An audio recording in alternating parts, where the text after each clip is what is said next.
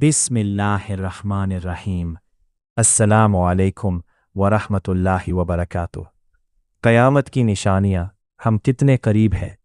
क़यामत एक सच्चाई है जिसका ज़िक्र बार बार कुरान मजीद में आया है।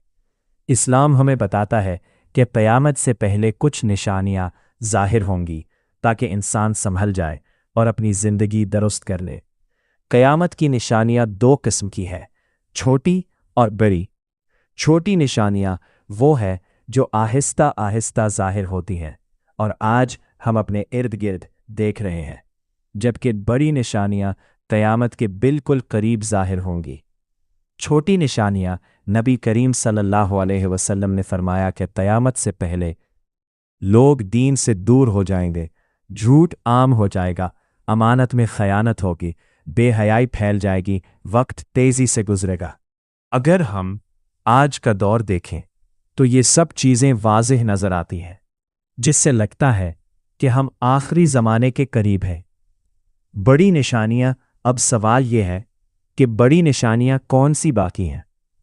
सबसे बड़ी निशानी है दज्जाल का आना, जो लोगों को गुमराह करेगा और बहुत बड़ा फितना होगा।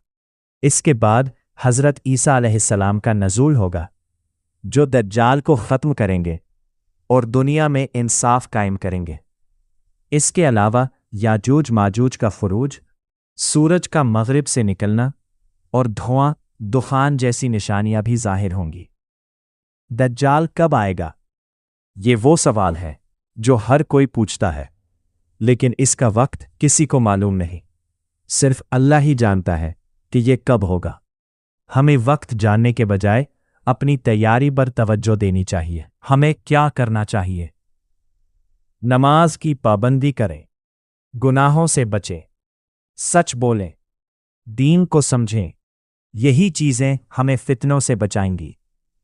नतीजा क़यामत कब आएगी ये हमें नहीं मालूम, लेकिन निशानियां हमें खबरदार कर रही है कि वक्त करीब है। हमें चाहिए कि हम अपनी ज़िंदगी को बेहतर बनाएं और आखिरत की तैयारी करें। जज़ाकल्लाह खैर, खुदा हाफिज़।